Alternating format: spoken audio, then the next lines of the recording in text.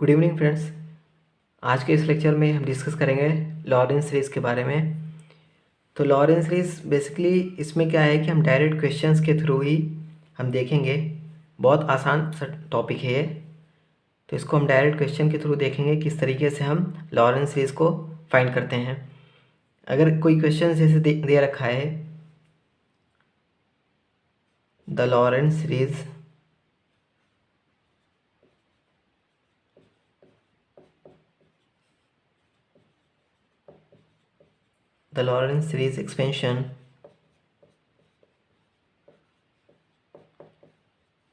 expansion of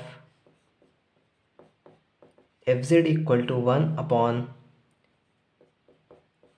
z plus 1 z plus 3 in the valid region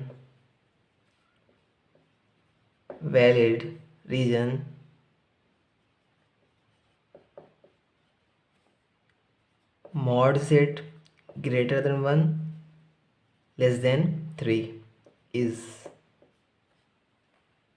इसका expansion बताना है, ये इस रीज़न में हमें बताना है। तो हमेशा लॉरेंस सीरीज़ में हमेशा ये रीज़न कुछ ना कुछ रीज़न दिया होगा और हमारे पास ये फंक्शन दिए होंगे, तो उसका एक्सपेंशन बताना है। तो लॉरेंस सीरीज़ में ये जो लॉरेंस सीरीज़ बेसिकली है, गेट ईएस में हर साल क्वेश्चंस आते हैं। ईएस में ज़्यादातर ख़ास तौर पे क्वेश्चंस आते हैं लॉरेंस सीरीज़ से। तो इसमें सबसे पहले क्या करना है, इसका एक्सपेंशन करने के लिए जो हमारे पास रीज़न दे रखा है उस रीज़न को लिख लेंगे यहाँ पे।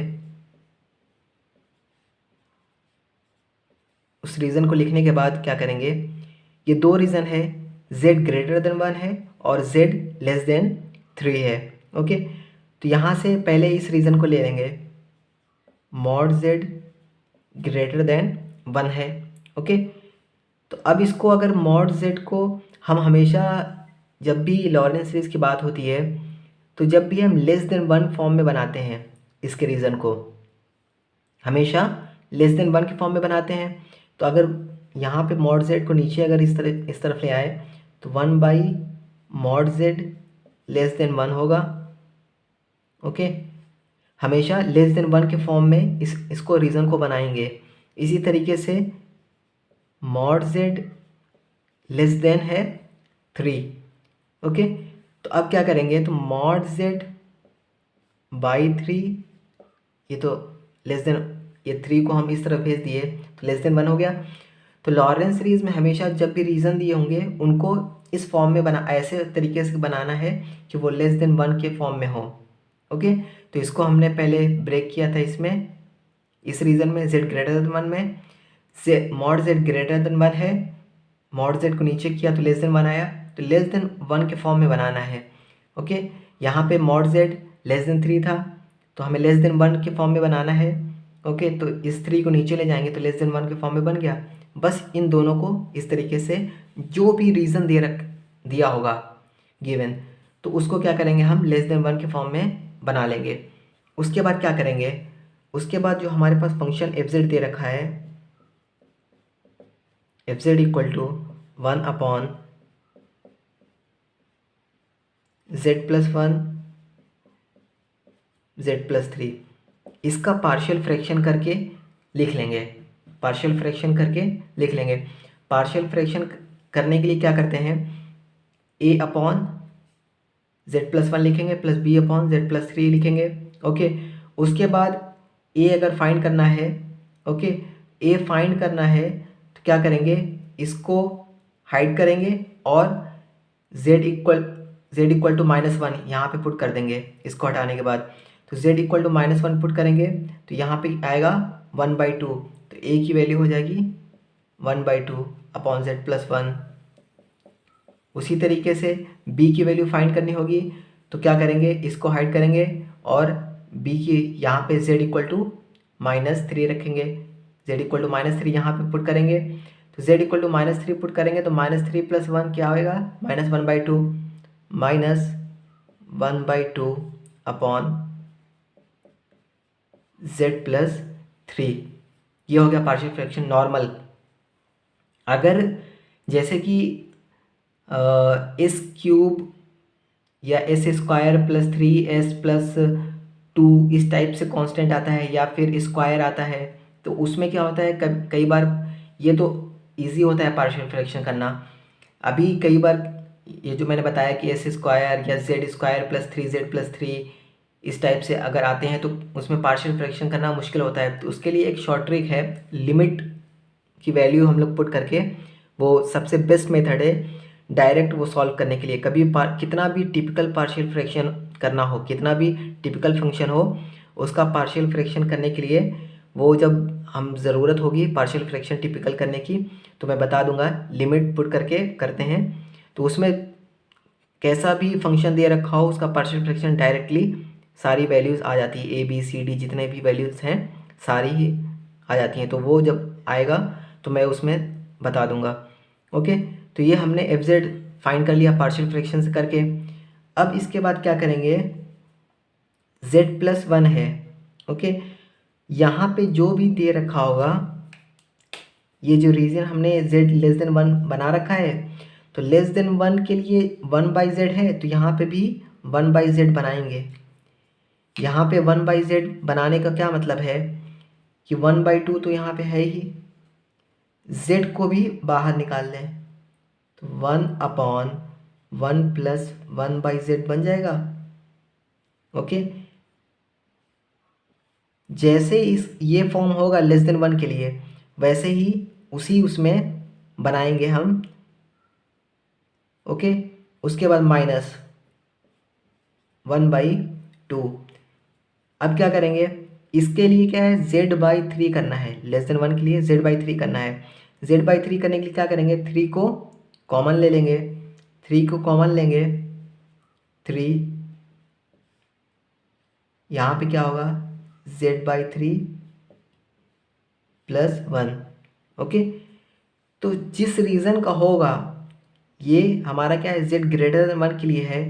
ओके, तो जेड और वन के इसके लिए है, तो इसलिए हमने क्या किया कि इसको वन बाई जेड बनाना है, तो वन बाई जेड के लिए हमने जेड कॉमन ले लिया यहाँ पे। अब जेड लेस देन थ्री के लिए है, जेड लेस देन थ्री के लिए ये रीज़न हमारा आएगा, तो इसमें mod Z by three less than one आना चाहिए। Mod Z Z by three बनाने के लिए क्या करेंगे, थ्री कॉमन लेंगे तो जेड बाई थ्री आ जाएगा। ये हमारा Z by three plus one आ गया है। ओके, अब क्या करेंगे हम,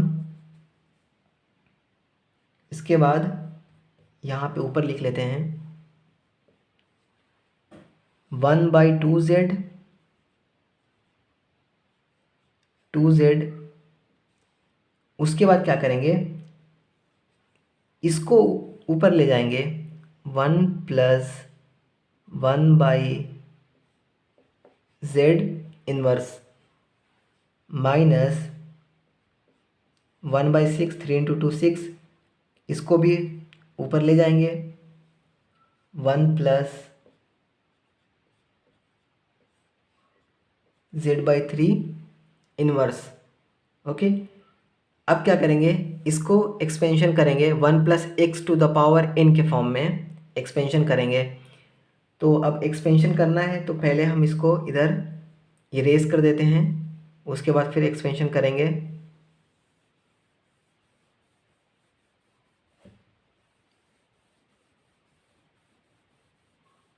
यहाँ पे हमने इरेज कर दिया है। अब क्या करेंगे, एक्सपेंशन करना है, one by two Z one plus X to the power N, one plus X to the power N का क्या होगा, one plus N X plus N N minus one, इस तरीके से होता है। ओके, तो जब भी पावर में माइनस वन या वन होगा तो उस पर क्या करेंगे, अगर वन होगा तो सारे पॉजिटिव लिखेंगे। ओके, और क्या करेंगे, जो ये टर्म होगा वन प्लस एक्स, एक्स को क्या करेंगे, x x square x cube इस तरीके से लिखते जाएंगे। ओके, बट यहाँ पे माइनस है तो ऑल्टरनेट साइन चेंज करते जाएंगे, वन माइनस एक्स, ये अगर एक्स एज्यूम करें तो X one minus X plus X square, okay, minus X cube. Okay, plus and so on. ये हो गया हमारा 1 plus X to the power n के लिए। उसके बाद इसका भी एक्सपेंशन ऐसे ही करेंगे 1/6। अब इसका भी एक्सपेंशन करेंगे 1 plus X to the power n 1 minus X, okay. उसके बाद plus X cube X square z/3 का स्क्वायर माइनस z/3 का क्यूब प्लस सो ऑन। इस तरीके से एक्सपेंशन हो जाएगा, ठीक है। तो हमें बेसिकली क्या है कि 1 plus X to the power n का जो एक्सपेंशन करते हैं सीरीज़, वो हमें पता होनी चाहिए। तो कभी भी इसके लिए कोई ज़रूरी नहीं है वो पूरी सीरीज़ पता हो। अगर पावर में 1 या -1 है, 1 plus X to the power 1 या -1 है, तो उसके लिए क्या करेंगे, अगर 1 है तो यहाँ पे सारी जगह पॉजिटिव लिखेंगे, ओके। और एक्स स्क्वायर एक्स क्यूब इस तरीके से लिखते जाएंगे, ओके। अगर यहाँ पे निगेटिव है तो सिर्फ वैल्यू सारी सेम लिखेंगे, ऑल्टरनेट साइन चेंज करेंगे ऑड टर्म में। ऑड टर्म जहाँ जहाँ पे हैं वहाँ पे ऑल्टरनेट साइन चेंज करेंगे माइनस के, ओके। इसी तरीके से यहाँ पे भी था, तो यहाँ पे भी ऑड टर्म पे माइनस लगाते गए और इवन टर्म पे प्लस हम लगाते गए। क्लियर है। तो लॉरेंट सीरीज़ में बस क्या ध्यान देना है, ये जो फंक्शन दिया हुआ है पार्शियल फ्रैक्शन करना आना चाहिए। उसके बाद जो रीजन दिया हुआ है, ये रीजन जो है हमेशा लेस देन 1 फॉर्म में हमें बनाना है। 2 रीजन दे रखा है 1 से 3 के बीच में, तो एक 1 z ग्रेटर देन 1 बनाना है, एक z लेस देन 3 बनाना है। उसके बाद क्या करेंगे, लेस देन 1 के फॉर्म में इन दोनों को बनाना है। जैसे कि जो z है ग्रेटर देन 1 है, ओके। तो इसको क्या करेंगे, z को नीचे लेके आएंगे तो लेस देन 1 बन जाएगा, 1/z लेस देन 1।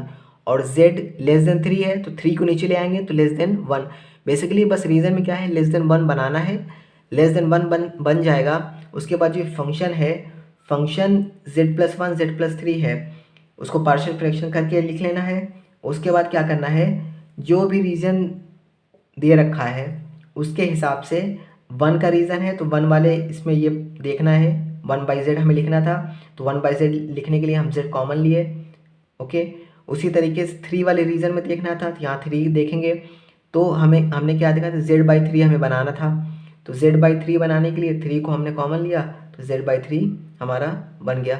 इस तरीके से हमें करना है। और बाकी 1 plus X to the power n का एक्सपेंशन करना है और डायरेक्ट हमारी ये लॉरेंट सीरीज़ हमें फाइंड हो जाएगी। क्लियर है। तो आज के लेक्चर के लिए इतना ही है, फिर मिलते हैं नेक्स्ट लेक्चर में। Thank you.